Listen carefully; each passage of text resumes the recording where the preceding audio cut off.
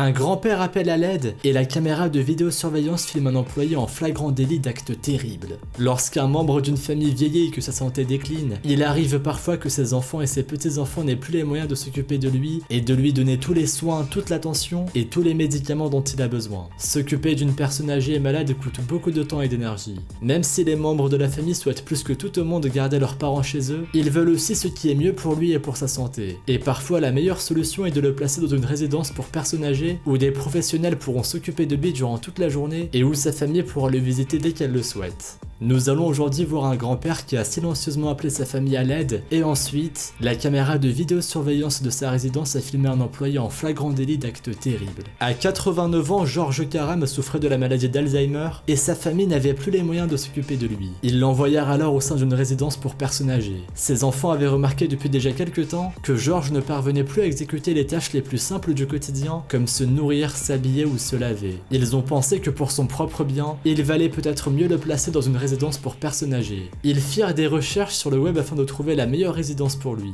Ils voulaient que leur père s'y sente à l'aise et qu'il se sente comme chez lui. Ensuite, les enfants de Georges viennent lui rendre visite très régulièrement. Mais un beau jour, lors d'une de ces visites, le petit-fils de Georges, Daniel, remarqua que son grand-père avait plusieurs bleus et quelques blessures sur le corps.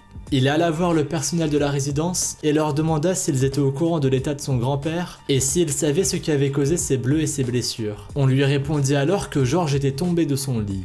Daniel pensa alors que cela n'avait été qu'un accident et que son grand-père allait vite se rétablir. Mais le pire restait encore à venir. Les bleus et les blessures de Georges sont devenus récurrents au cours des prochaines visites et au bout d'un moment, Daniel commença à être suspicieux.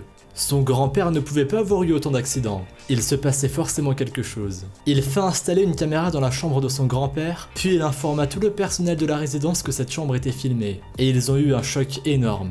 L'un des soignants, un homme du nom de Yin Xiao, fut filmé à plusieurs reprises en train d'attacher les mains du vieil homme pour changer sa couche. Celui-ci semblait avoir peur du soignant. Il levait les mains devant sa tête comme pour se protéger. Puis comme il se débattait, Yin Xiao se mit à le frapper à la tête plusieurs fois d'affilée. Sur la vidéo, la famille de Georges pouvait distinctement entendre les bruits des coups. Ils étaient profondément choqués et surtout très en colère contre le soignant et contre la résidence. En voyant ces images, Daniel eut le cœur brisé.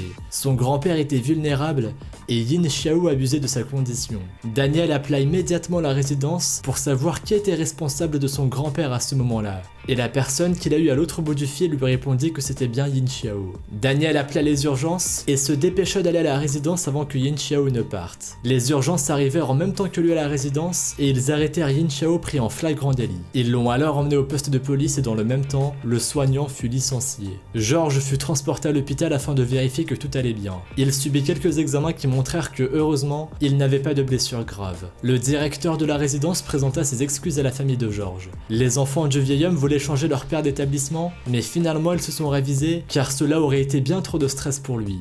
Ils ont décidé de donner une seconde chance à cet établissement. Il n'est pas difficile d'imaginer ce que sa famille a pu ressentir suite à ces images, et on imagine sans peine à quel point cette expérience a pu être traumatisante pour Georges et pour ses enfants. Espérons qu'aujourd'hui Georges est heureux et en sécurité au sein de cette résidence, et qu'il n'aura plus jamais à subir une telle maltraitance.